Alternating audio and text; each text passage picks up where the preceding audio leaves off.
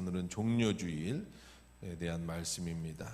누가복음 9장 23절로 26절 말씀까지 우리 한 목소리로 읽겠습니다. 9장 23절부터 읽습니다. 또 무리에게 이르시되 아무든지 나를 따라오려거든 자기를 부인하고 날마다 제 십자가를 지고 나를 따를 것이니라. 누구든지 제 목숨을 구원하고자 하면 잃을 것이요 누구든지 나를 위하여 제 목숨을 잃으면 구원하리라. 사람이 만일 온 천하를 얻고도 자기를 잃든지 빼앗기든지 하면 무엇이 유익하리요? 누구든지 나와 내 말을 부끄러워하면 인자가 자기와 아버지와 거룩한 천사들의 영광으로 올 때에 그 사람을 부끄러워하리라. 아멘. 할렐루야. 좋으신 하나님 감사합니다. 하나님 말씀을 듣고자 합니다. 주께서 친히 이 시간에 주시는 귀한 음성이 하나님의 말씀으로 들려질 수 있도록 은혜 내려 주옵소서. 예수님의 이름으로 기도합니다. 아멘. 오늘은 예수님께서 왕으로 입성하신 종려주일이에요. 이 가운데는 꺼주세요. 옆으로만. 예수님이 입성하신 종려주일. 그러니까 제가 설교를 할 때는 지금 처음이니까 뒤에 영상은 끄시면 됩니다. 저 양쪽으로만 이렇게 놔주시면 됩니다. 예수님이 왕으로 입성하신 종려주일, 그리고 이번 주간은 고난주간이다. 오늘 23절을 다시 한번 읽어볼게요. 23절을 읽어보니까 또 무리에게 이르시되 아무든지 누가 나를 따라오려거든 자기를 부인하고 날마다 제 십자가를 지고 따를 것이니라. 제 십자가를 지고 나를 따르라. 십자가를 지고 나를 따르라 그랬어요. 이 십자가, 여러분 인터넷에 같은 데 보면은 금치거라는 게 있죠. 금치거가 뭐예요?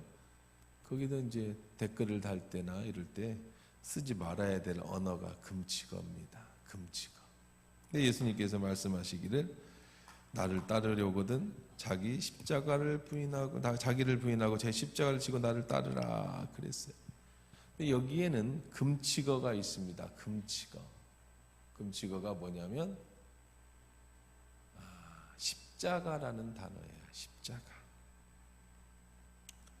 그 시대의 금치거는 십자가였습니다. 십자가라는 단어는 우리는 쉽게 얘기하지만 그 당시에는요, 절대 함부로 얘기하거나 입에 올려서는 안 되는 단어가 십자가라는 단어였어요.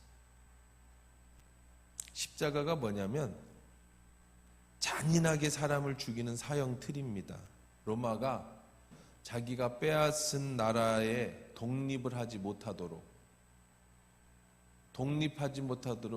무서운 정치를 하는데, 만약에 로마에 항거를 하거나 아니면 잘못한 사람이 있으면 공개적으로 무서운 처형을 내려서 아예 생각도 못하게 하는 것이 바로 이 십자가예요. 잔혹한 형벌입니다. 사람을 발가벗겨서 매달아 놓고 탈수 증상이 나게 해서 서서히 말라 죽이는 그런 형인데요. 결국은 피가 땅으로 다 아래로 쏟아져서 가장 잔혹하게 사람을 죽이는 무서운 사형도구였습니다. 그러니까 그 당시 십자가라는 단어는 사람들 사이에서 이야기를 하지 않는, 꺼내지 않는 그런 단어라고도 말할 수 있겠지.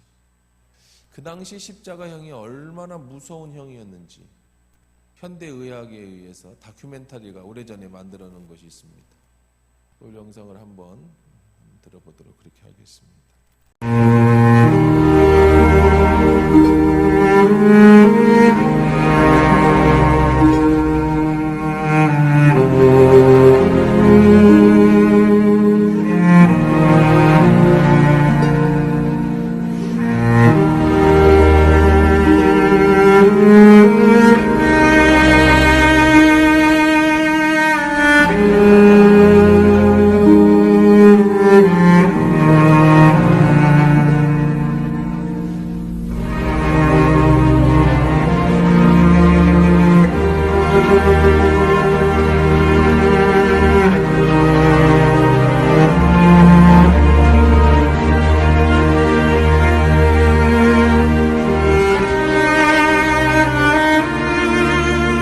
2000년 전 로마인들의 사형 집행 방법 중 가장 잔인한 방법이었던 십자가형에 처해 돌아가신 예수님. 그 십자가 위에서 예수님이 겪으신 고통은 과연 어느 정도였을까요? 현대 의학자들에 의하면 예수님의 십자가 고통을 제대로 파악하기 위해서는 예수님이 재판을 받으시고 십자가를 지시기 이전인 겟세마네 동산에서의 기도 때부터를 고통의 시작으로 봐야 한다고 합니다.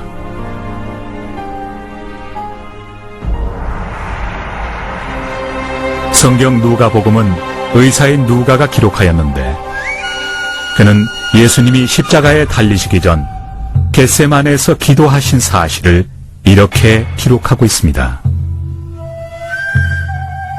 예수께서 힘쓰고 애써 더욱 간절히 기도하시니 땀이 땅에 떨어지는 핏방울같이 되더라. 핏땀을 흘린다고 하는 것은 의학적으로 전혀 불가능한 이야기가 아닙니다. 여기에서 보시는 것처럼 극도로 감정적인 과로 상태일 때 작은 모세혈관이 땀샘 근처에서 파괴될 수도 있는데 이러한 경우 피와 땀이 섞여서 분비됩니다. 예수님은 십자가형을 당하기 전부터 매우 극심한 정신적인 스트레스 상황에 놓여 있으셨던 것입니다.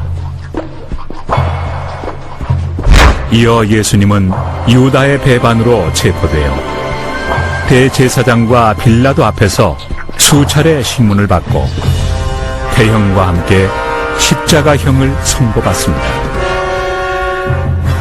당시 로마는 모든 형을 집행하기 전에 죄수를 기둥에 묶어두고 죄수의 등에 태형, 즉 채찍질을 가했는데 이때 사용하는 채찍은 가죽끈에 작은 공 모양의 나비나 날카로운 양의 뼈를 붙여놓은 것이었습니다. 이런 채찍을 공중에서 원을 그리며 사람에게 내리치면 가속력 때문에 막대기로 맞는 것과는 차원이 다른 고통이 느껴집니다. 채찍에 맞게 되면 보통 처음에는 피부가 찢어지고 멍이 들게 됩니다. 하지만 계속 맞다 보면은 피하 조직이 찢어지고 또 근육 속에 있는 혈관들이 터져서 몸의 구석구석에 피가 고이게 되죠. 떨어져 나간 피부 조직 밖으로 피가 계속 새어나와서 빈혈 상태가 됩니다. 영겁도 내리치는 채찍질로 예수님의 살과 등은 찢겨졌습니다. 등은 너무나도 심한 매질에 뼈가 거의 드러나 보일 지경이었습니다. 로마 병사들은 예수님의 옷을 벗기고 붉은 겉옷을 입히고 나서 손가락만한 크기의 가시가 돋친 면류관을 머리에 씌웠습니다. 이어 예수님은 당시 로마의 관행에 따라 양쪽 어깨에 십자가를 지고 양팔이 묶인 채 처형 장소인 갈보리로 가게 됩니다. 이때 예수님께서 지셨던 십자가는 무게가 50kg 정도의 가로목이었습니다. 세로목은 이미 예수님이 처형당하실 갈보리 언덕에 세워져 있었습니다. 십자가형에 사용되는 나무는 죄수에게 고통이 가중될 수 있도록 나무를 다듬지 않았고 오랫동안 사용할 수 있도록 될 수 있으면 단단한 나무를 사용했다고 합니다.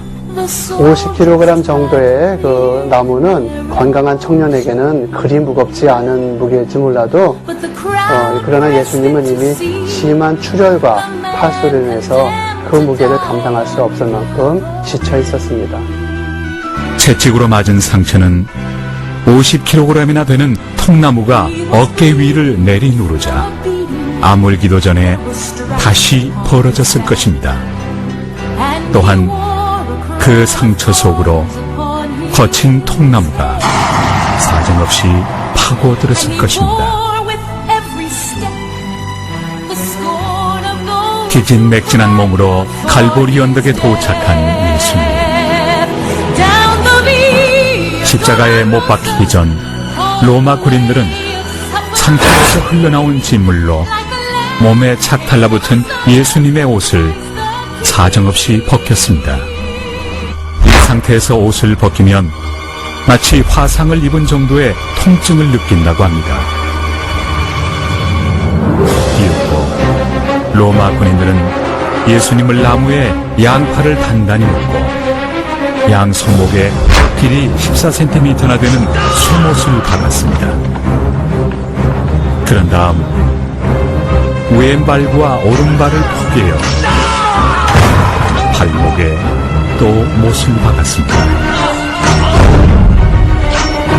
이미 예수님의 손바닥에 못을 박았다고 생각하는데 그렇지 않습니다. 로마 군인들은 예수님의 손목에 못을 박았습니다. 만약에 손바닥에 못을 박는다면 손바닥의 몸무게를 견디지 못해 찢어지고 말 것입니다. 그렇게 되면 죄수를 십자가에 매달아 놓을 수 없게 되니까 손목의 뼈 사이로 못을 박았다고 합니다. 세 개의 못은 손과 발로 가는 중심 부위를 지나는 혈관과 신경을 끊게 되는데 이로 인해 출혈이 시작됩니다. 또 끊긴 신경의 통증은 인간으로서는 참을 수 없는 한계를 넘어서게 되죠. 또한 호흡곤란 상태로 인해 더 극심한 고통을 느꼈을 것입니다. 예수님은 숨을 제대로 쉬기 위해서 발을 밀어 올리고 팔꿈치를 구부리면서 어깨도 함께 들어 몸을 위로 끌어올려야 하셨을 것입니다. 그러나 이런 동작은 못 박힌 발에 몸무게 전체를 싣게 되므로 심한 고통을 주게 됩니다. 더욱이 팔꿈치를 구부리는 동작은 못에 박힌 손목을 돌리게 하고 팔의 신경을 더욱 손상시키게 되므로 고통이 가중되어서 결과적으로 예수님은 매번 호흡할 때마다 극심한 고통으로 인해 치명적인 산소 부족을 경험했을 것입니다.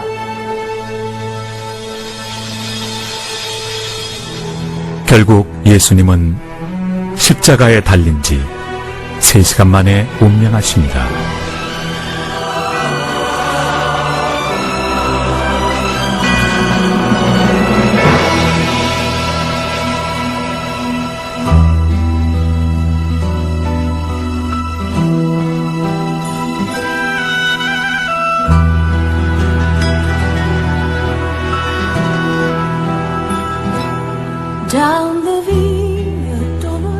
현대의 사형 방법은 최선의 노력을 다해서 가능한 한 빠른 시간 내에 순간적으로 죄수를 죽게 해주는 것입니다.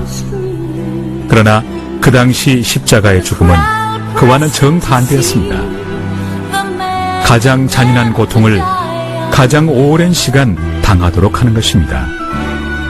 숨질 때까지 온종일, 때로는 이틀, 사흘이 걸리기도 했다고 합니다.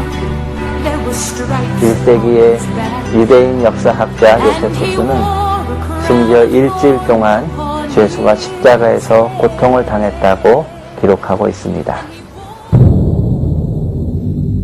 예수님과 같이 십자가에 달렸던 두 강도는 날이 저물도록 죽지 않고 있었습니다.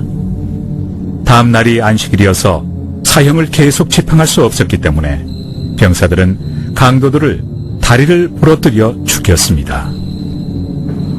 다리를 꺾기 위해서 무릎뼈를 망치로 때리게 되면은 그게 깨지게 되는데 그렇게 되면 더 이상 몸을 지탱할 수가 없게 되고 그 무릎 주위로 1리터나 되는 피가 흘러나와서 빈혈 쇼크 상태가 되게 됩니다.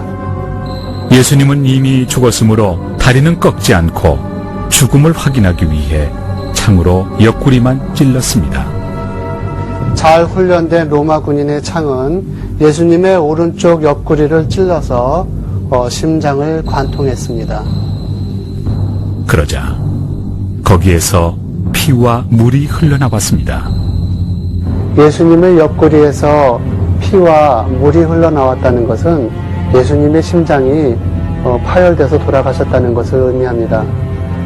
심장에는 심낭이라는 것이 있는데 파열된 심장에서는 심낭으로 피가 흘러나오게 되고 시간이 지나게 되면 여기에 있는 이 피와 마찬가지로 적혈구가 아래로 내려오게 되고 위에 맑은 물이 고이게 됩니다. 로마 병사의 그 날카로운 창이 예수님의 옆구리를 찔렀을 때 거기서 물과 피가 흘러나왔다는 것은 예수님께서 극심한 고통 속에 심장이 파열되어서 돌아가셨다는 것을 의미합니다. 심장이 파열되기까지 우리를 지극히 사랑하신 예수님. 예수님께서는 우리를 대신하여 십자가의 참혹한 고난을 몸소 당하셨습니다. 우리를 사망의 골짜기에서 구원하시기 위하여 상상을 초월하는 극심한 고통도 겪으셨습니다. 갖은 고통 다 겪으신 후 운명하셨습니다. 그리고 부활하셨습니다.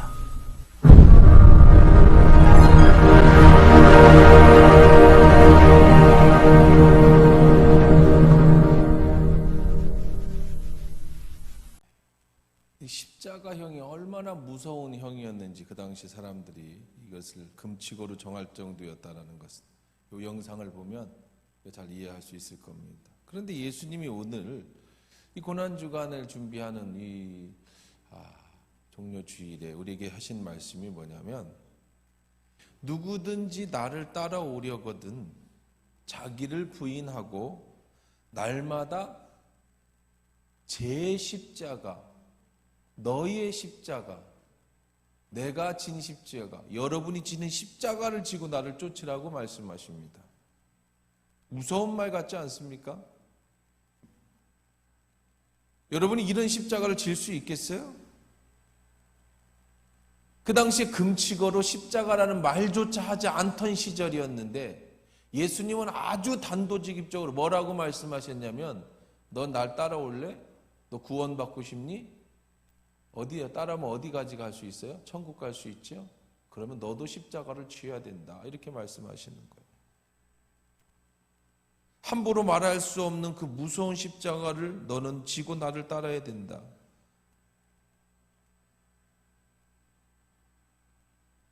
예수님을 믿고 떡을 얻어먹고 싶은 사람은 너무 많습니다. 예수님을 믿고 병 고치고 싶은 사람은 너무 많습니다. 예수 믿고 자녀가 잘 되기를 바라는 사람도 너무 많습니다. 예수 믿고 만사 형통되고 싶은 사람 너무 많습니다.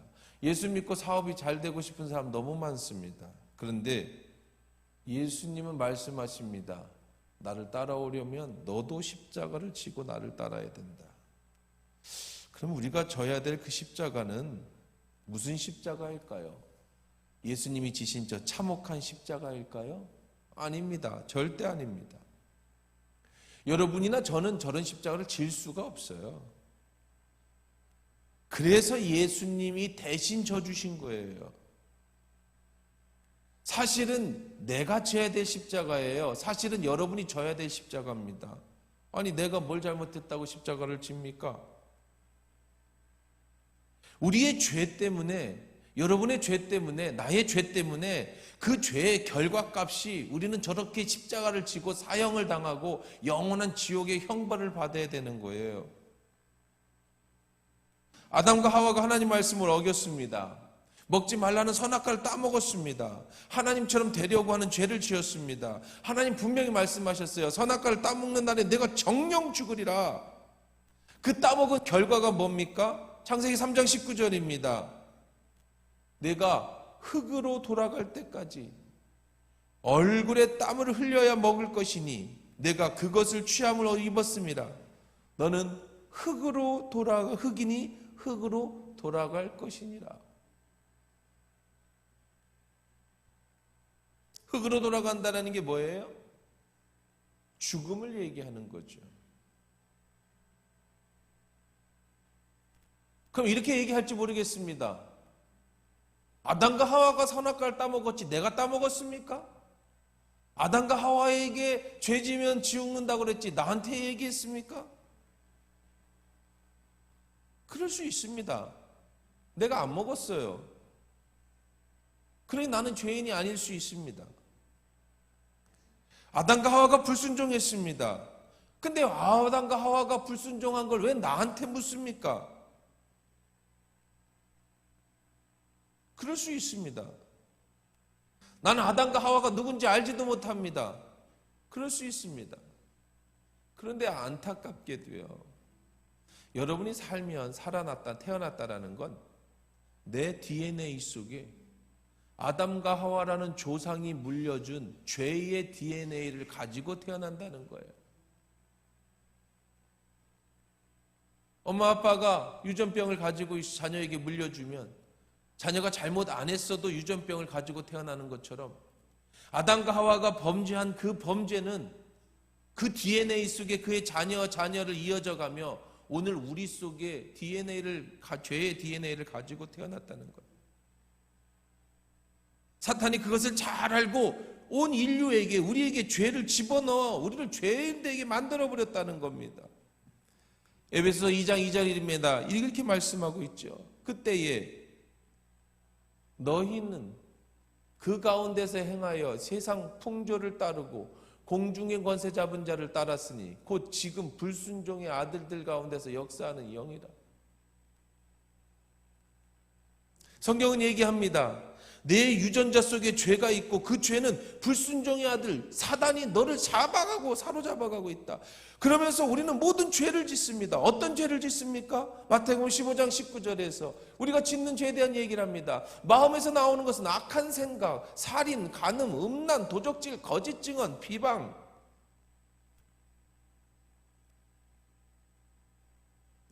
자기 사랑, 자기 자랑, 교만함, 시기, 질투, 미움, 분노, 불평, 원망. 갈라디아서 5장 19절에서 또 이렇게 얘기합니다. 육체의 일은 분명하니 곧 음행과 더러운 것과 흑색과 우상숭배와 주술과 원수 맺는 것과 분쟁과 시기와 분냄과 당짓는 것과 분열함과 이단과 투기와 술 취함과 방탕함과 그와 같은 것이라. 전에 너희에게 경계한 것 같이 경계하노니 이런 일을 행하는 자들은 하나님의 나라의 유업을 받지 못할 것이라. 결국 아담과 하와가 선악과를 따먹은 그 죄의 DNA는 내 속에 들어와서 나로 하여금 이런 죄를 짓게 될 것이고 결국은 여러분은 유업을 얻지 못할 거예요. 그래서 우리는 죽을 수밖에 없습니다. 그 죄의 결과가 뭐예요? 죽음의 결과가 뭐예요? 그게 바로 십자가의 고통인 거예요. 그 고통 후에 영원한 지옥의 고통이 우리를 기다리고 있고 여러분을 기다리고 있죠. 우리는 죄덩어리로 태어난 거예요. 여러분 아이들을 키우다 보면은요, 아이들이요 너무 순진무궁하지요, 예쁘지요. 근데 그 속에 얼마나 많은 죄를 가지고 아이들이 죄를 행하는지 모릅니다. 가르쳐지지도 않는 죄를 얼마나 아이들이 잘 지었는지, 거짓말을 얼마나 잘하는지. 아이들은요 누가 안 가르쳐도 원래 DNA 죄 속에 엄마 몰래 죄를 짓는 데서부터 인생이 시작되어져요. 시편 51편 5절은 우리 같은 운명을 뭐라고 얘기하고 있느냐? 내가 죄악 중에 출생하였으며 어머니가 죄 중에 나를 잉태하였나이다. 인간의 근본적인 본질에 대해서 우리는 죄인인 것을 얘기해주고 있습니다. 그 결과는 뭐라고요? 로마서 6장 23절입니다. 죄의 싹, 마지막은 결과는 뭐라고요? 사망입니다. 하나님의 은사는 그리스도 예수 안에서 우리 안에 계시는 영생이다. 죄의 싹은 뭐라고요? 사망이에요. 십자가입니다. 십자가의 대표적인 고통인 거죠. 우리는 그런 대표적인 고통처럼 살다가 그렇게 죽을 겁니다. 아무도 자기 스스로를 구원할 수 있는 사람이 없어요. 그런데요, 여기 한 가지 하나님이 우리에게 주신 은혜가 있습니다. 살 길을 열어주셨습니다. 그것은 바로 하나님이 여러분을 사면해 주시는 거예요. 대통령 특사라는 게 있죠. 명절이나 국가 기념일 같은 때에는 대통령이 사면령을 내립니다. 가벼운 경범죄에서부터 심지어는 살인, 사형수까지도 무죄 석방시켜주는 그런 사면령이라는 게 있습니다. 그 사람은 죄 때문에 죽어야 되는데 그 사람이 죄의 값은 아직 안 끝났는데 대통령이 특별히 사면을 내리면 그 사람은 풀려날 수 있습니다.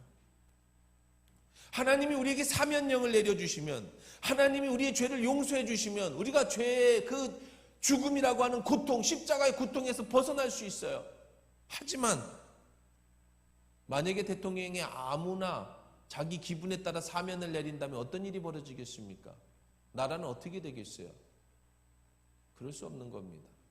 사면을 내리려면 분명한 이유와 국민을 설득할 만큼의 어떠한 이유가 있어야지. 그래야 사람들이 죄를 짓지 않지요. 대통령 기분에 따라서 다 사명해 준다? 하나님의 기분에 따라서 우리의 죄를 그냥 무조건 용서해 준다? 그러면 이 세상에 죄를 안 질 사람이 어디 있고요? 누구는 사면하고 누구는 안 사면하겠습니까? 기강에 안 잡히겠죠. 표창장을 주더라도 이유가 있어 줘야 다른 사람들이 수긍하죠. 사면도 분명한 이유가 있어야 되는 겁니다. 죄된 우리를 살리기 위해서 하나님이 대사면령을 선포하셨습니다. 하지만 그 사면령은 그냥 아무에게나 이루어지는 게 아닙니다. 하나님이 이렇게 선포하십니다. 죄인을 살리기 위해서, 그래 내가 그렇다면 너를 살리기 위해서, 그렇다면 나를 살리기 위해서 그럼 내 아들을 죽일게. 그러면 되겠니? 물론 하나님은 자기 스스로에게 말씀하시는 거예요. 아담과 하와에게 말했어요. 네가 정령 죽으리라. 그러니까 하나님이 하신 말씀대로 죽어야 합니다. 저와 여러분은 죽어야 합니다. 십자가에 예수님이 당하신 고통처럼 죽어야 합니다. 근데 예수님 말씀하셨어요. 내가 사면해 줄게. 너를 죽이지 않을게. 너에게 영원한 생명을 줄게. 대신 내 아들을 죽이면 되겠니? 그것이 하나님이 직접 하신 말씀에 대한 책임이 되겠냐는 거죠. 이것이 대사면령입니다. 내가 죽어야 돼요. 내가 고통당해야 합니다.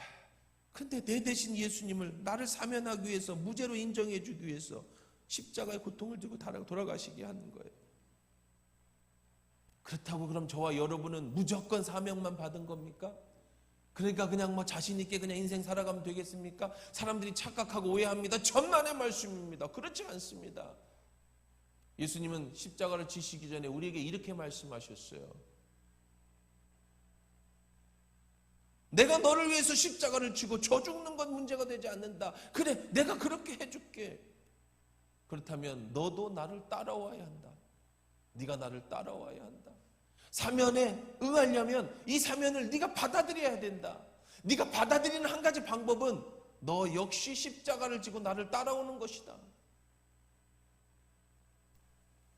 그런데 분명한 건 내가 지고 따라가야 될 그 십자가는 예수님이 지신 십자가가 아니라는 거예요. 내가 못 지니까 예수님이 그 십자가를 지셨다는 겁니다. 그러면 내가 져야 될 십자가는 뭡니까? 여러분이 져야 될 십자가, 내가 져야 될 십자가의 무게는 다릅니다. 어떤 사람에게 있어서 십자가를 지고 따른다라고 하는 내가 진 십자가는 무거운 십자가일 수 있어요. 저는 한 교회 목사입니다. 목사인 제가 주님을 따르기 위해서 내가 지어야 될 십자가는 여러분이 지는 십자가의 무게와는 다르겠지요. 장로님도 계시고 권사님도 계시고 여러분이 다 각자의 자기에 맡겨진 일이 있겠지요. 그 십자가의 무게는 분명히 다를 겁니다. 그런데 분명한 건 무게가 무겁든 무게가 가볍든 내 십자가는 지고 주님을 따라가야 되는 거지. 그저 예수님이 나의 죄를 용서해 줬다는 걸로 그냥 마음대로 먹고 놀으라고 여러분을 살려주신 것은 절대 아니라는 거예요. 그래서 예수님이 십자가를 지고 나를 따르라고 말씀하신 거죠. 2차 대전 당시에 나치와 저항하다가 순교한 독일의 신학자 본헤퍼라는 사람이 있어요.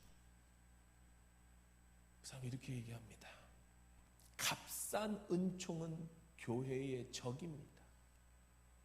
오늘날 우리는 이 고귀한 은총을 위하여 싸우고 있습니다. 여기서 값싼 은총이라 하면 참회가 없는, 자격 없는, 교회 참회가 없는, 교회에 없는 세례, 고백 없는 성찬, 개인적 신앙 고백이 없는 사죄, 이런 은총을 값싼 은혜라고 얘기하는 거예요. 훈련 없는 은총, 십자가 없는 은총, 성육신 하시고 살아나신 예수 그리스도가 없는 은총을 말하는 겁니다. 우리는 모두 은혜를 구합니다. 우리 하나님의 축복을 구합니다. 우리 하나님의 은혜를 원합니다. 은총을 원합니다. 복 받기를 원합니다. 그런데 십자가는 없습니다. 나는 십자가를 지려고 하지 않습니다. 주님이 내게 주어진 그 길을 부인하려고 합니다. 여기에 문제가 있는 거예요. 하나님의 능력에는 힘있고 내가 잘되고 성공하고 내가 명예로워지고 내가 안일해지고 자기주십적인 욕망을 위해서 살아가기를 원하지만, 그런 하나님의 은총은 구하지만 십자가는 원하지 않는 값사는 총이라는 거예요. 값사는 총.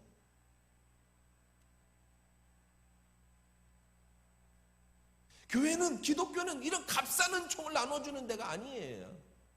이런 싸구려 은총을 나눠주는 데가 아니에요. 그저 부적 한 장 붙여다가 집에 붙이면 귀신이 안 들어오는 그런 싸구려 십자가가 아니라는 거예요. 여러분이 교회 와서 헌금 몇 푼 내면은 하나님이 여러분 인생을 지켜주는 그런 싸구려 은총이 아니라는 거예요. 하나님의 은총은, 하나님의 은혜는 여러분의 십자가를 지고 따를 때 받는 거예요. 오늘날 한국교회 가장 문제, 아니 기독교의 가장 큰 문제가 이런 값싼 은총, 값싼 은혜에 현혹되어져 있다는 사실인 거죠. 어떤 이는 내게 주어진 십자가가 너무 무겁고 크다고 생각하는 사람이 있습니다. 그래서 어떤 한 사람이 그렇게 늘 원망을 했대요. 하나님, 내 십자가가 너무 무겁습니다. 내가 주님을 따르기에는 내가 같이 짊어진 짐이 너무 무겁습니다. 그렇게 기도했답니다. 근데 어느 날 꿈속에서 예수님이 나타나 그에게 물었습니다. 그래, 십자가가 무거우냐? 예, 무겁습니다. 너무 큽니다. 자, 그러면 네 앞에 내가 많은 십자가를 내어줄 테니까 그 중에 하나를 골라봐라. 내가 그걸로 바꿔줄게. 그 사람이 꿈속에서 다 봤더니 정말 예수님이 진 십자가 같은 무거운 십자가부터 아주 작은 금 십자가처럼 아주 영광스러운 십자가까지, 조그만 십자가까지가 다 있었던 겁니다. 자기 십자가가 무겁다고 생각했던 그 사람은 아주 작은 십자가는 하나를 골랐습니다. 이 정도면 내가 지고 갈 수 있겠습니다. 이 정도면 내가 따라갈 수 있겠습니다. 그래, 한번 자세히 아내를 들여다봐라. 아내 들여다봐 했더니 그 뒤에 자기 이름이 써 있다라는 거예요. 원래 그게 네 십자가였다. 그게 원래 네 십자가였다. 하나님은 우리에게 형편에 맞는 십자가를 여러분에게 주신 거예요. 여러분의 십자가가 무겁습니까? 그건 여러분이 그 십자가를 질 만큼의 믿음과 신앙을 가지고 있다는 얘기예요. 어떤 사람은 주일 예배 참석하는 것만이 그의 십자가일 수 있습니다. 그 사람에게는 그것도 무거워요. 주일날 안 놀러가고 교회 나오는 것만 해도 그 사람이 십자가예요. 어떤 사람에게는 교회의 책임을 짊어지고 주를 위해서 무거운 십자가를 지고 가는 사람도 있죠. 그것도 그 사람의 십자가인 겁니다. 분명한 건 자기 십자가, 내게 나누어준 그 십자가를 지고 가야 된다는 거예요. 여러분의 십자가가 무겁습니까? 여러분의 십자가가 여러분의 수준인 거죠. 저도 제 십자가가 무겁다고 느낄 때가 있죠. 그럴 때 이런 생각을 가집니다. 하나님이 나를 믿고 이 십자가를 맡겨주셨으니, 그러니까 제가 설교할 때 이걸 꺼달라는 거예요. 필요할 때만 나오고 양쪽에는 켜놓고 좀 까맣게. 안 돼? 왜?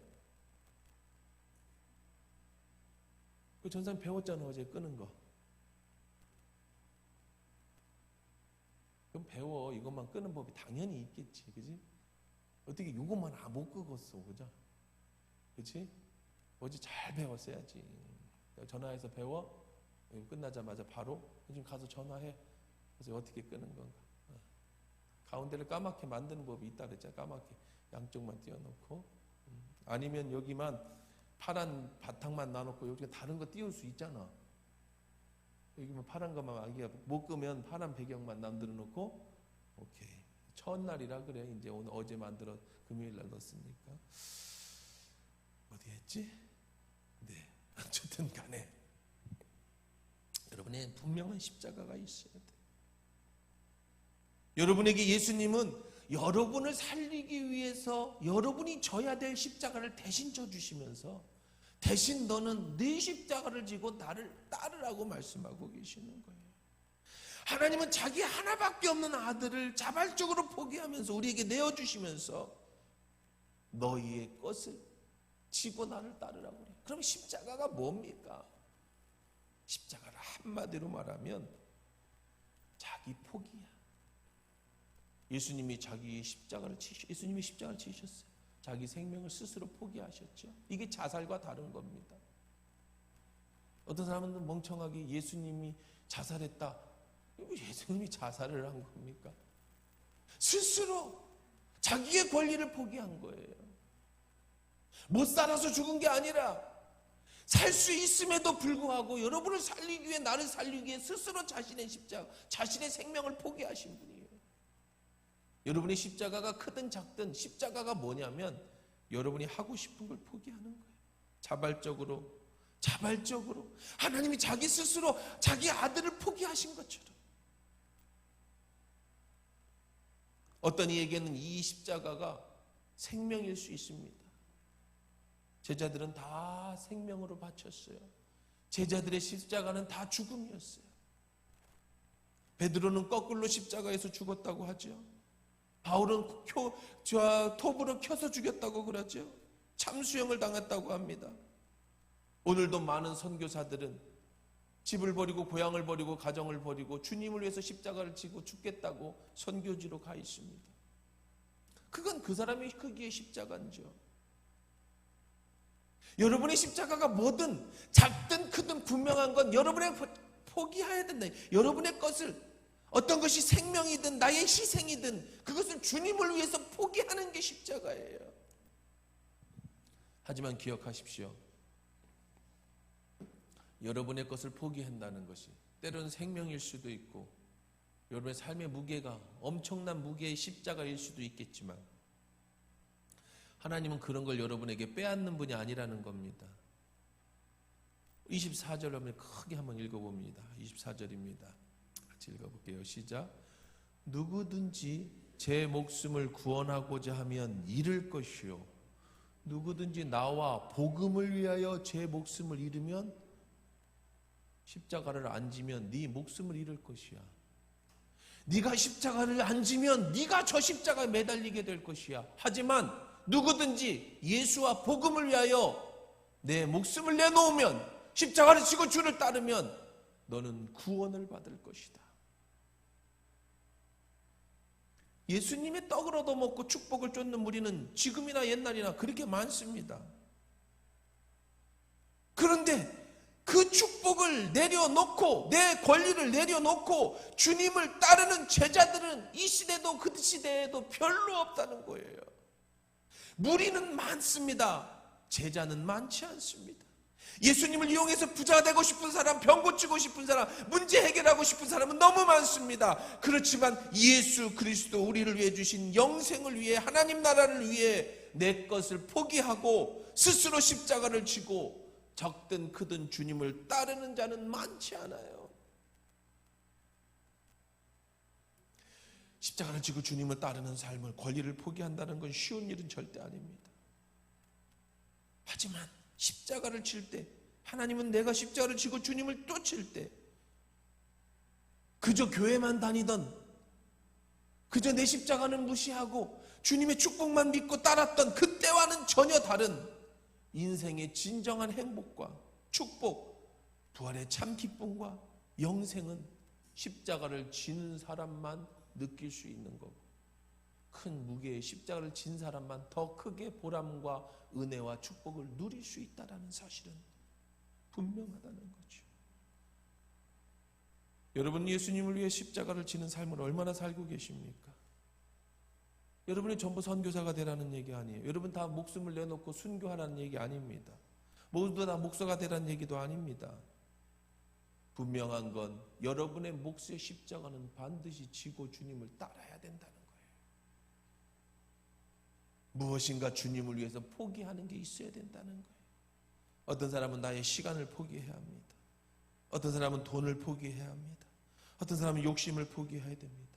어떤 사람은 나의 권리를 포기해야 됩니다. 그렇게 내 십자가가 커지는 거예요. 이번 주가 고난주간입니다. 포기하는 훈련을 하는 시간입니다. 여러분의 의지를 포기하는 시간입니다. 하루 한 끼 식사를 포기하십시오. 그 식사비를 헌금으로 내시면 올해는 특별히 고난주간 금식 헌금을 병중에 있는 환우들, 여러 가지 병 중에 고통당하고 있는 환우들을 돕는 복음을 전하는 병원 선교를 위해서 쓰일 겁니다. 세종에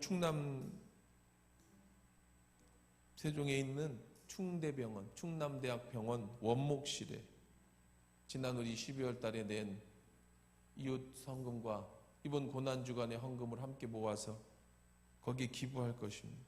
그 돈은 환자 원우들을 신방하고 그들을 격려하고 돕는 그런 일들을 위해서 사용되어질 것입니다. 여러분, 한 주간 즐거움을 포기해 보십시오. 한 주간 미디어를 끊어보십시오. 유튜브를 끊으십시오. 텔레비전을 끊으십시오. 한 주간만, 아니 금요일까지만입니다. 여러분의 유희, 즐거움, 취미 생활을 끊으십시오. 그리고 한 주간 오늘 드린 이 책자를 통해서, 그리고 새벽 예배를 통해서 말씀을 묵상하십시오. 한 주간만 십자가를 통해서 여러분을 희생하고 포기하는 것들을 한번 해보시는 겁니다. 한 주간만 묵상해보는 겁니다. 아침 새벽잠을 끊어서 새벽기도에 나와봅시다. 피곤하겠지만 일주일 새벽 예배 드린다고 죽지는 않아요. 잠시 여러분의 의지를 한번 포기해 보십시오. 그리고 한 주간 내 십자가가 무엇일까를 깊이 묵상하시고, 내가 주님을 위해서 뭘 포기하는 인생을 살아야 될 건가?